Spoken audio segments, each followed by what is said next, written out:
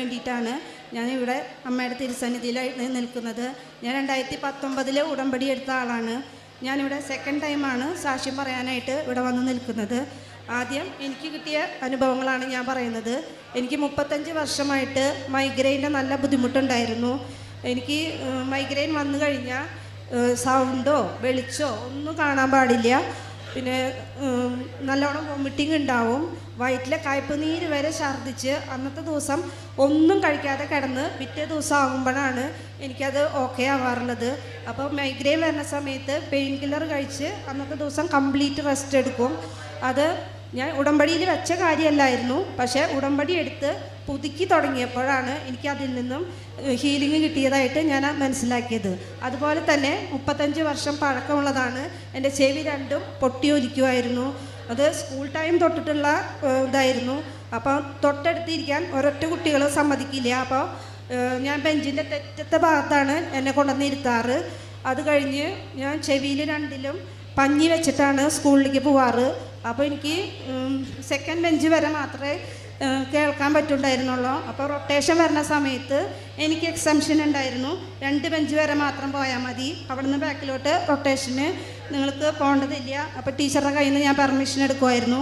അങ്ങനെ കൊച്ചുനാൾ മുതലേ എനിക്കുണ്ടായിരുന്ന ബുദ്ധിമുട്ടായിരുന്നു.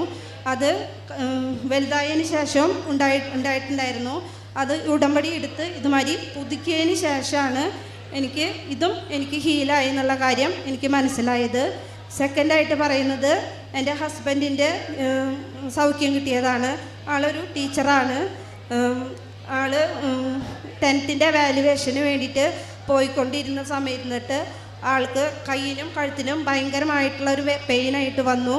അങ്ങനെ ആ വാല്യുവേഷൻ ഒരു വിധത്തിൽ അവസാനിപ്പിച്ച് ഞങ്ങൾ വന്ന് ഡോക്ടറെ കണ്ടപ്പോൾ ഡോക്ടർ ആദ്യം 2 ആഴ്ചയ്ക്ക് മരുന്ന് തന്നു കഴിഞ്ഞ് അത് കഴിച്ചിട്ടും ഞങ്ങൾക്കൊരു കുറവും ഉണ്ടായില്ല. അങ്ങനെ ഡോക്ടർ ഞങ്ങളോട് എക്സ്റേ എടുക്കാൻ പറഞ്ഞു. എക്സ്റേ എടുത്തപ്പോൾ ആളുടെ കഴുത്തിൻ്റെ അവിടുത്തെ ഞരമ്പിന് ബൾജിങ്ങും ഉണ്ട്, തേയ്മാനവും ഉണ്ട്. അപ്പോൾ ഡോക്ടർ പറഞ്ഞു കിഴി കെട്ടി 1 മാസം റെസ്റ്റ് എടുക്കാൻ പറഞ്ഞു. അങ്ങനെ ഞങ്ങൾ വീട്ടിൽ വന്ന് 2 കിലോൻ്റെ മണൽ കിഴി കെട്ടി കംപ്ലീറ്റ്ലി റെസ്റ്റിലായിരുന്നു. അപ്പോൾ ഞാൻ കുടുംബ പ്രാർത്ഥന ചൊല്ലി ഇവിടുത്തെ ഉടമ്പടി പ്രാർത്ഥന ചൊല്ലി കഴിയുമ്പോൾ തൈലം ഉപയോഗിച്ച് ആളുടെ കഴുത്തിൽ ഞാൻ പുരട്ടി പ്രാർത്ഥിക്കുമായിരുന്നു. അത് കഴിഞ്ഞ് 1 മാസം കഴിഞ്ഞപ്പോൾ ഡോക്ടറെ അടുത്ത് ചെന്നപ്പോൾ ഡോക്ടർ പറഞ്ഞു ഇനി കിഴി കെട്ടിക്കിടക്കേണ്ട ആവശ്യമില്ല, കോളർ ഉപയോഗിച്ചാൽ മതി എന്ന് പറഞ്ഞു. അത് കഴിഞ്ഞ് ഞാൻ പിന്നീടും കുടുംബ പ്രാർത്ഥനയിന് ശേഷം തൈലം പുരട്ടി അവിടെ പ്രാർത്ഥിക്കുമായിരുന്നു. അത് കഴിഞ്ഞ് 1 ആഴ്ച കഴിഞ്ഞ് ചെന്നപ്പോൾ ഡോക്ടർ പറഞ്ഞു ഇനി കോളറും വേണ്ട, വല്ല ലോങ് ട്രിപ്പ് യാത്ര പോകുമ്പോൾ മാത്രം ആ കോളർ ഉപയോഗിച്ചാൽ മതി. അങ്ങനെ ആളുടെ അതിന് ഹീലിംഗായി കിട്ടി. പിന്നെ ആളുടെ തന്നെ വേറൊരു സൗഖ്യം, 32 വർഷമായി ആൾ ഫിക്സിന് മരുന്ന് കഴിക്കുന്നതാണ്. അപ്പോൾ ഞാനിവിടെ അച്ഛൻ്റെ അടുത്ത് വന്ന് ആളെ കൊണ്ടുവന്ന് പ്രാർത്ഥിപ്പിച്ചിട്ടുണ്ടായിരുന്നു. അത് കഴിഞ്ഞ് ഞാൻ ഈ അടുത്ത് ഡോക്ടറെ കാണാൻ പോയപ്പോൾ ഡോക്ടർ പറഞ്ഞു ഇനി ഈ മരുന്ന് ഇപ്രാവശ്യം കൂടെ ഈ കോഴ്സും കൂടെ കഴിച്ചു കഴിഞ്ഞാൽ അത് നിർത്താമെന്ന് ഡോക്ടർ പറഞ്ഞു. ഇത് ലൈഫ് ലോങ് കഴിക്കണമെന്ന് പറഞ്ഞിട്ടുള്ള മരുന്നായിരുന്നു. പക്ഷേ അത് ഇപ്രാവശ്യം പോയപ്പോൾ ഡോക്ടർ പറഞ്ഞു നമുക്കത് പതുക്കെ നിർത്താം എന്ന് ആൾ പറഞ്ഞു. അതാണ് 2ാമത്തെ സാക്ഷ്യം എന്ന് പറയുന്നത്.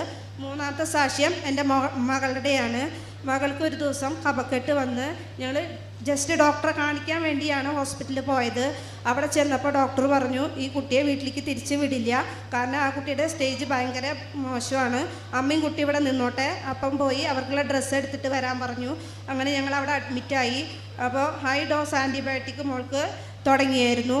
അത് കഴിഞ്ഞ് അവിടെ ടെസ്റ്റുകൾ നടത്തിക്കൊണ്ടിരുന്ന സമയത്ത് ഡോക്ടർ എന്നോട് വിളിച്ചിട്ട് പറഞ്ഞു മോൾക്ക് ഷുഗർ ഉണ്ട്, അത് കാരണം കൊണ്ട് ഡിസ്ചാർജ് ചെയ്യാമെന്ന് പറഞ്ഞ ദിവസമായിരുന്നു അന്ന്. പക്ഷേ അവർക്ക് ഇവളുടെ ഷുഗർ ഒന്ന് മോണിറ്റർ ചെയ്യണമെന്ന് പറഞ്ഞിട്ട് ഞങ്ങളെ ഒരു ദിവസം കൂടെ അവിടെ പിടിച്ചു നിർത്തി. എന്നിട്ട് ഷുഗർ 3 നേരത്തെയും ഷുഗർ മോണിറ്റർ ചെയ്തിട്ട് പിറ്റേ ദിവസം എന്നോട് വന്നിട്ട് പറഞ്ഞു അമ്മച്ചി മോൾക്ക് ഷുഗർ ഉണ്ട്, അത് കാരണം കൊണ്ട് എനിക്ക് അതിൽ ട്രീറ്റ് ചെയ്യാൻ പറ്റില്ല, കുട്ടികളുടെ ഷുഗർ നോക്കണ ഒരു നല്ല ഡോക്ടർ മെഡിക്കൽ കോളേജിലുണ്ട്, നിങ്ങൾ മോളെയും കൊണ്ട് അങ്ങോട്ട് പോകണമെന്ന് പറഞ്ഞു. അങ്ങനെ ഞാൻ മോളെയും കൊണ്ട് അവിടെ പോയി. അപ്പോൾ ഹോസ്പിറ്റലിൽ നിന്നപ്പോൾ ഞാൻ നേർന്ന, ഇങ്ങനെ ഷുഗർ ഉണ്ടെന്ന് പറഞ്ഞപ്പോൾ ഞാൻ നേർന്നായിരുന്നു. എൻ്റെ മോൾക്ക് ഈ ചെറുപ്പത്തിലെ ഷുഗർ വന്നു കഴിഞ്ഞാൽ അവൾക്കൊന്നും കഴിക്കാൻ പറ്റില്ല. അതാണെങ്കിൽ ഡോക്ടർ റെസ്ട്രിക്ഷൻ പറഞ്ഞത് മുഴുവൻ ഇവൾക്ക് ഇഷ്ടമുള്ള ഭക്ഷണം കഴിക്കാൻ പറഞ്ഞത്, ഇവൾ എന്ത് ഇഷ്ടപ്പെടാതിരുന്നോ അതാണ് ഇവൾക്ക് കൊടുക്കാനായിട്ട് ഡോക്ടർ എന്നോട് പറഞ്ഞിരുന്നത്. ഞങ്ങൾ അവിടുന്ന് ഒരു തിങ്കളാഴ്ചയാണ് ഡിസ്ചാർജ് ചെയ്ത് പോണത്. ഈ ഡോക്ടർ മെഡിക്കൽ കോളേജിൽ വ്യാഴാഴ്ച ദിവസങ്ങളിൽ മാത്രമേ ഇരിക്കുകയുള്ളൂ. അപ്പം ഞങ്ങൾ പിന്നത്തെ വ്യാഴാഴ്ച ഞങ്ങൾ മോളെയും കൊണ്ട് അവിടെ പോയി ലിസ്റ്റൊക്കെ എടുത്ത് ഡോക്ടറെ റൂമിൽ പോയപ്പോൾ ഞാൻ ആകെ ഞെട്ടിപ്പോയി. കാരണം ആ ഡോക്ടർ ഇരിക്കണ ക്ലിനിക്കിൻ്റെ പേര് മിഠായി ക്ലിനിക്ക് എന്നാണ്. അത് കണ്ടപ്പോഴേ എനിക്ക് ആകെ വിഷമായി. അവിടെ ജനിച്ച് കുറച്ച് ദിവസങ്ങൾ തൊട്ട് 15 വയസ്സ് വരെയുള്ള കുട്ടികളാണ് അവിടെ ഷുഗർ ട്രീറ്റ്മെൻറ്റിന് വേണ്ടിയിട്ട് വന്നിരുന്നത്. അപ്പോൾ ഇത് കണ്ടപ്പോൾ എനിക്ക് ആകെ വിഷമായി. ഞങ്ങൾ ജസ്റ്റ് കയറുന്നേക്കാളും മുമ്പ് ഒരു കുട്ടി ഡോക്ടറെ കണ്ടിങ്ങടെ ഇറങ്ങുക. അപ്പോൾ ആ കുട്ടിയുടെ കയ്യിൽ 1 മാസത്തേക്കുള്ള ഇൻസുലിൻ, അത് കുത്താനുള്ള സിറിഞ്ച്, ഇതൊക്കെ കണ്ടിട്ടാണ് ഞാൻ അങ്ങോട്ട് കയറി പോണത്. അപ്പോൾ എനിക്ക് ആകെ വിഷമായി. അപ്പോൾ ഡോക്ടറെ അടുത്ത് ചെന്നപ്പോൾ ഡോക്ടർ പറഞ്ഞു, ഡോക്ടർക്ക് ഇത് ഒന്നും കൂടെ ഇവളുടെ ബ്ലഡ് ഒന്ന് ടെസ്റ്റ് ചെയ്യണം. അതുകൊണ്ട് നിങ്ങൾ അടുത്ത വ്യാഴാഴ്ച ബ്ലഡ് ടെസ്റ്റ് ചെയ്തിട്ട് അതിൻ്റെ റിസൾട്ടും കൊണ്ട് വരാൻ പറഞ്ഞ് ഞങ്ങളെ തിരിച്ചു വിട്ടു. അങ്ങനെ ഞാൻ വീട്ടിൽ വന്ന് മോൾക്ക് ഉപ്പും തേനും കൊടുത്ത് അവളെ കൊണ്ട് തന്നെ പ്രാർത്ഥിപ്പിക്കുമായിരുന്നു. അവളങ്ങനെ 1 മാസത്തോളം സ്കൂളിൽ പോകാണ്ട് വീട്ടിൽ ഇരിപ്പായിരുന്നു. അത് കഴിഞ്ഞ് ഞങ്ങൾ ബ്ലഡൊക്കെ ടെസ്റ്റ് ചെയ്ത് അവിടെ ഡോക്ടറെ അടുത്തേക്ക് പോകേണ്ട ദിവസമായപ്പോൾ ഞാൻ ഇവിടെ വന്ന് ഉടമ്പടി പുതുക്കിയ സമയമായിരുന്നു. അപ്പോൾ എൻ്റെ കയ്യിൽ ഉടമ്പടി പത്രം ഉണ്ടായിരുന്നു.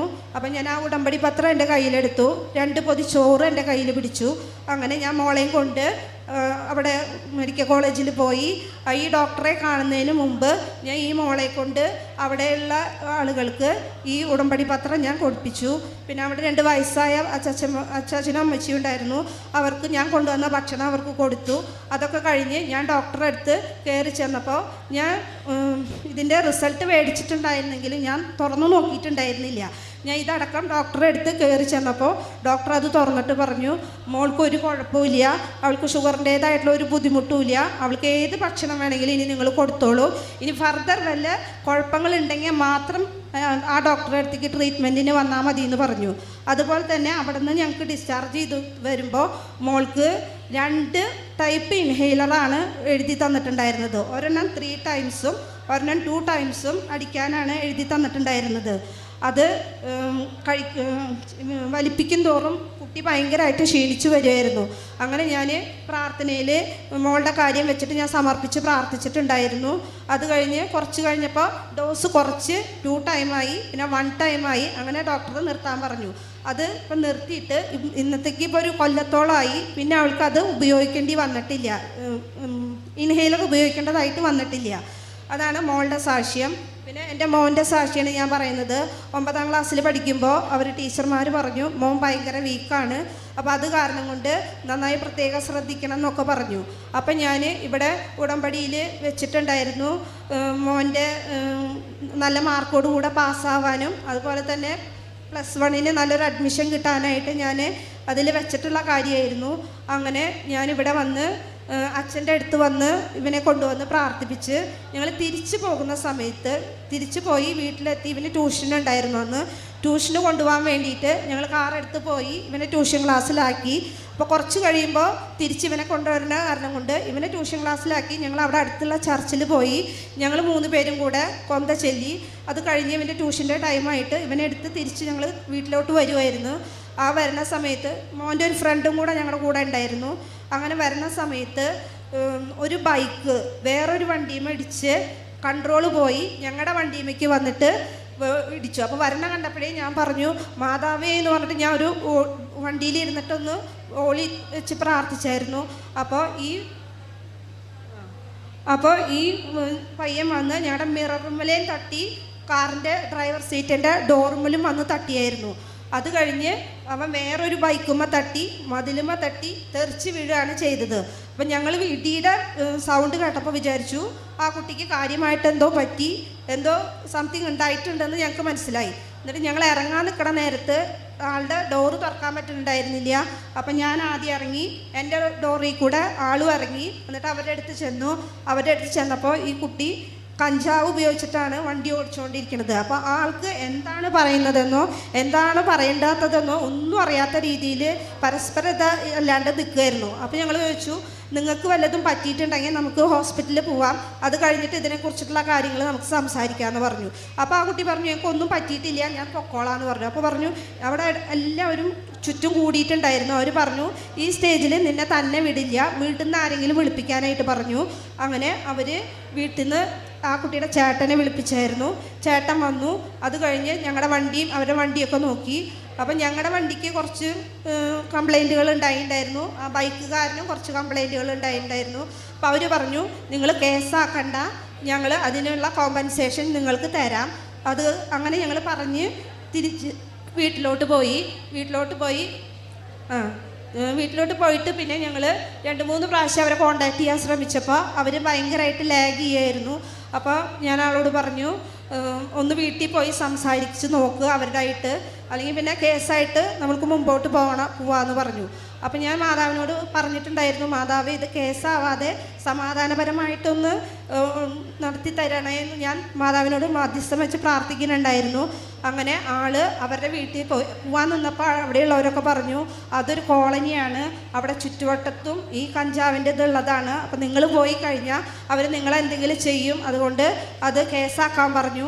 അപ്പോൾ ആൾ പറഞ്ഞു, സാരില്ല, ഞാൻ ജസ്റ്റ് ഒന്ന് പോയി സംസാരിച്ച് നോക്കട്ടെ. ആളുടെ അളിയനെയും കൂട്ടി അവരവിടെ പോയി സംസാരിച്ചപ്പോൾ അവർ പറഞ്ഞു, ഞങ്ങൾ പൈസ തന്നു തീർക്കാം, അത് കേസാക്കണ്ടെന്ന് പറഞ്ഞു. അങ്ങനെ ഞങ്ങൾക്ക് 14,000 രൂപയാണ് ഞങ്ങളുടെ വണ്ടിക്ക് ഇത് വന്നത്. അത് 10 കോംപ്രമൈസായിട്ട് അതങ്ങോട്ട് കേസില്ലാതെ അവസാനിച്ചു. അതാണ്. പിന്നെ മോന് ഞാൻ പറഞ്ഞല്ലോ, ഇവിടെ അച്ഛനെ വന്ന് കണ്ട് പ്രാർത്ഥിച്ചു. പിന്നെ ജപമാല റാലിക്ക് ഞാൻ നിയോഗം വെച്ചിട്ടുണ്ടായിരുന്നു, മോന് ഒരു 90% മാർക്കെങ്കിലും SSLCക്ക് കിട്ടണേന്ന്. അങ്ങനെ പ്രാർത്ഥിച്ചതിൻ്റെ ഫലമായിട്ട് റിസൾട്ട് വന്നപ്പോൾ അവന് 94% മാർക്കോട് കൂടിയാണ് അവൻ പാസ്സായത്. പിന്നെ എന്ന് പറയുന്നത്, ഇവന് +1 അഡ്മിഷൻ കിട്ടാൻ വേണ്ടി, നല്ലൊരു സ്കൂളിൽ അഡ്മിഷൻ കിട്ടാൻ വേണ്ടിയിട്ടും ഞാൻ നിയോഗം വെച്ചിട്ടുണ്ടായിരുന്നു. അപ്പോൾ ഞങ്ങളവിടെ ട്രയൽ അലോട്ട്മെൻറ്റും ഫസ്റ്റ് അലോട്ട്മെൻറ്റും സെക്കൻഡ് അലോട്ട്മെൻറ്റിലും ഞങ്ങളുടെ അടുത്തുള്ള ഒരു സ്കൂളിലാണ് ഇവന് കിട്ടിയിരുന്നത്. പക്ഷേ അത് മറ്റേ ലോക്കൽ കുട്ടികൾ വരുന്ന സ്ഥലമായിരുന്നു. അവിടെയും ഈ മയക്കമരുന്നിൻ്റെ ഇത് ഉള്ള സ്ഥലമായിരുന്നു. അപ്പോൾ ഇവൻ്റെ ക്ലാസ് ടീച്ചർ എന്നോട് പറഞ്ഞിട്ടുണ്ടായിരുന്നു, അവൻ ആ സ്കൂളിലേക്ക് വിടണ്ട, ഇവൻ പാവം പയ്യനാ, അപ്പോൾ അവരായിട്ട് തട്ടി നിൽക്കാനുള്ള കാലിബർ ഇല്ലാത്ത കുട്ടിയാണ്, അത് കാരണം കൊണ്ട് ഇവൻ ആ സ്കൂളിൽ വിടരുത്, വേറെ ഏതെങ്കിലും സ്കൂളിലേക്ക് നിങ്ങൾ നോക്കാൻ പറഞ്ഞിട്ടുണ്ടായിരുന്നു. അങ്ങനെ ഞങ്ങൾ കമ്മ്യൂണിറ്റി കോട്ട വെച്ചിട്ടുണ്ടായിരുന്നു. അപ്പോൾ തൃശ്ശൂർ നല്ലൊരു സ്കൂളിൽ അവന് അവിടെ അഡ്മിഷൻ കിട്ടി. അഡ്മിഷൻ ഞങ്ങൾ എടുത്തതിന് ശേഷം ഞങ്ങൾ പോകാൻ നിൽക്കണ നേരത്ത് അവിടുത്തെ ടീച്ചേഴ്സ് പറഞ്ഞു എന്നോട്, നിങ്ങൾ പ്രിൻസിപ്പളെ ഒന്ന് കണ്ടിട്ട് വേണം പോകാമെന്ന് പറഞ്ഞു. അപ്പം ഞാനും മോനും ഹസ്ബൻഡും കൂടിയിട്ടാണ് അന്ന് അഡ്മിഷൻ എടുക്കാൻ പോയിട്ടുണ്ടായിരുന്നത്. ഞങ്ങളവിടെ ചെന്ന് പ്രിൻസിപ്പൾ ഞങ്ങളോട് പരിചയപ്പെട്ട് ഞങ്ങളുടെ വിശേഷങ്ങളൊക്കെ ചോദിച്ചു. അത് കഴിഞ്ഞിട്ട് ആൾ ഇങ്ങോട്ട് എന്നോട് പറയുകയാണ്, ഞാൻ കൃപാസനത്തിൽ ഉടമ്പടി എടുത്ത് നടത്തിക്കൊണ്ട് പോകുന്ന സ്കൂളാണ്, അതുകൊണ്ട് ഇവിടെ ഒരു നെഗറ്റീവ് ആക്ടിവിറ്റി നടക്കില്ല, അങ്ങനെയുള്ള വല്ല ഉദ്ദേശമുള്ള കുട്ടികളാണ് വരുന്നതെങ്കിൽ അവരൊരാഴ്ചക്കകം DC മേടിച്ച് പോകും എന്ന് ആൾ എന്നോട് പറഞ്ഞു. അതുപോലെ തന്നെ ആൾ ഒരു ഈവനിങ്ങിൽ ഇവിടെ വന്ന് മുറിയെടുത്ത് ഫ്രഷായി പിറ്റേ ദിവസം മോർണിംഗിൽ ഇവിടെ വന്നിരുന്ന് പ്രാർത്ഥിച്ച് 3:30 വരെ പ്രാർത്ഥിച്ചിട്ട് ആൾ വീട്ടിൽ പോയി പ്രാർത്ഥിക്കുന്ന ആളാണെന്ന് പറഞ്ഞു. അപ്പോൾ ഇത് കേട്ടപ്പോൾ എനിക്ക് ഭയങ്കര സന്തോഷമായി. കാരണം ഞാൻ അമ്മയുടെ അടുത്ത് ഇവനെ സമർപ്പിച്ച് പ്രാർത്ഥിച്ചതാണ്, നല്ല സ്കൂളിൽ നല്ലൊരു കൂട്ടുകെട്ടുള്ള സ്കൂളിൽ ചെന്നപ്പെടണേന്ന് ഞാൻ പ്രാർത്ഥിച്ചു. അപ്പോൾ അമ്മ അതും എനിക്ക് ഒരുക്കി തന്നു. അതാണ് മോനെക്കുറിച്ചുള്ള സാക്ഷ്യം. പിന്നെ എനിക്ക് പറയാനുള്ളത്, ഇത് ഞാൻ ഉടമ്പടി നിയോഗത്തിൽ വെച്ച കാര്യങ്ങളാണ്. എൻ്റെ അനിയത്തിക്ക് മൂത്ത കൊച്ചുണ്ടായതിന് ശേഷം കുറച്ച് നാളുകളായിട്ട് കുട്ടികളുണ്ടാവാറുണ്ടായിരുന്നില്ല. അപ്പോൾ ഞാൻ അത് ഉടമ്പടിയിൽ ഞാൻ വെച്ചിട്ടുണ്ടായിരുന്നു. അങ്ങനെ അവൾ കുറച്ച് നാൾ മുമ്പ് പ്രഗ്നൻ്റായി. അപ്പോൾ ഒരു ആൺകൊച്ചിനെ കൊടുത്ത് അവളെ അനുഗ്രഹിക്കണേന്ന് പറഞ്ഞ് പ്രാർത്ഥിച്ചിട്ടുണ്ടായിരുന്നു. അങ്ങനെ ഇവൾ 8-ാം മാസമായപ്പോൾ ഇവൾക്ക് ചെറിയൊരു പെയിൻ വന്ന് ജസ്റ്റ് ഡോക്ടറെ കാണിക്കാമെന്ന് വിചാരിച്ചിട്ട് അവിടെ കയറി ചെന്നതാണ്. അപ്പോൾ അവർ പറഞ്ഞു ഒബ്സർവേഷനിൽ കിടത്താൻ പറഞ്ഞു. അങ്ങനെ ഒബ്സർവേഷനിൽ കിടത്തി കുറച്ച് കഴിഞ്ഞപ്പോൾ അവളെ ലേബർ റൂമിലേക്ക് മാറ്റി. അങ്ങനെ ലേബർ റൂമിൽ ചെന്നപ്പോൾ ഈ നേഴ്സസ് ആണെങ്കിൽ ആരും ഒന്നും ചോദിച്ചിട്ട് ഒന്നും പറയുന്നുണ്ടായിരുന്നില്ല. അപ്പോൾ അമ്മയ്ക്ക് ആകെ ടെൻഷനായി. അപ്പോൾ എൻ്റെ നാത്തൂൻ അവിടെ നേഴ്സായിട്ട് വർക്ക് ചെയ്യുന്നുണ്ടായിരുന്നു. ആളുടെ ഡ്യൂട്ടി കഴിഞ്ഞ് വീട്ടിലേക്ക് പോയേക്കുമായിരുന്നു. അപ്പോൾ ഞാൻ ചേച്ചീനെ വിളിച്ചിട്ട് പറഞ്ഞു, ചേച്ചി അവിടെ നേഴ്സുമാർ ചോദിച്ചിട്ട് ഒന്നും പറയുന്നില്ല, അപ്പോൾ ചേച്ചി ഒന്ന് വിളിച്ച് ചോദിക്കുമെന്ന് പറഞ്ഞു. അപ്പോൾ ചേച്ചി എന്ത് ചെയ്തു, അവിടെ ചെന്ന് ജസ്റ്റ് ചായ കുടിച്ചിട്ടേ ഉണ്ടായിരുന്നുള്ളൂ. അപ്പോൾ ചേച്ചി ആ ഡ്രസ്സാലെ തന്നെ വീണ്ടും ചേച്ചി ഹോസ്പിറ്റലിലേക്ക് വന്നു. ചേച്ചിയാണെങ്കിൽ ഇവിടെ ഉടമ്പടി എടുത്തിട്ടുള്ള ആളാണ്. ആള് ഹോസ്പിറ്റലിൽ അവിടെ എത്തിയപ്പോൾ തൊട്ട് ഉടമ്പടി എടുത്ത് ഉപ്പെടുത്ത് ആ ഗേറ്റ് തൊട്ട് ലേബർ റൂമിൻ്റെ അവിടം വരെ വിശ്വാസ പ്രമാണം ചൊല്ലി ഉപ്പിട്ടിട്ട് ഇങ്ങനെ വന്നുകൊണ്ടിരിക്കുകയായിരുന്നു. ചേച്ചി അവിടെ ചെന്ന് കതക് തുറന്നതും ഇവള് പ്രസവിക്കലും ഒരുമിച്ചായി. ചേച്ചിയുടെ കയ്യിലേക്കാണ് ആ കൊച്ചിനെ പ്രസവിച്ചത്. അത് നല്ലൊരു ആൺകൊച്ചായിരുന്നു. അതാണ് പിന്നെ എൻ്റെ അടുത്ത സാക്ഷി എന്ന് പറയണത്. പിന്നെ എന്ന് പറഞ്ഞത്, എൻ്റെ അപ്പച്ചന് ഒരു ഭാഗോടമ്പടി ജീവിച്ചിരിക്കുമ്പോൾ നടത്തി വെക്കണമെന്ന് ആഗ്രഹം ഉണ്ടായിരുന്നു. അതെന്നോട് പറഞ്ഞിട്ടുണ്ടായിരുന്നു. ഭയങ്കര തടസ്സമായിരുന്നു. കാരണം വെച്ചിട്ടുണ്ടെങ്കിൽ അപ്പച്ചൻ്റെ കാലശേഷമാണെങ്കിൽ അതിൽ പെങ്ങന്മാരൊപ്പിടണം, അതിങ്ങനെ കുറച്ച് കോംപ്ലിക്കേഷനുള്ള ആധാരമായിരുന്നു. അപ്പോൾ അപ്പച്ചനോട് പറഞ്ഞു, എനിക്ക് ജീവിച്ചിരിക്കുമ്പോൾ ഇത് ക്ലിയർ ചെയ്ത് വെക്കണമെന്ന് ആഗ്രഹം ഉണ്ടായിരുന്നു എന്ന് പറഞ്ഞു. അപ്പം ഞാനത് ഉടമ്പടി പുതുക്കിയപ്പോൾ ഉടമ്പടിയിൽ ഞാനത് വെച്ചിട്ടുണ്ടായിരുന്നു. അത് ഉടമ്പടി പുതുക്കി 2 മാസത്തിന് ശേഷം ആ ഭാഗാധാരം നല്ല രീതിയിൽ ഭാഗം വയ്ക്കാനും അത് രജിസ്റ്റർ ചെയ്യാനായിട്ട് സാധിച്ചു. പിന്നെ എനിക്ക് കിട്ടിയിട്ടുള്ള ഒരു അനുഗ്രഹം എന്ന് പറഞ്ഞത്, ജപമാല റാലിയിൽ പങ്കെടുത്തപ്പോൾ കിട്ടിയ ഒരു അനുഗ്രഹമാണ് ഞാൻ പറയണത്.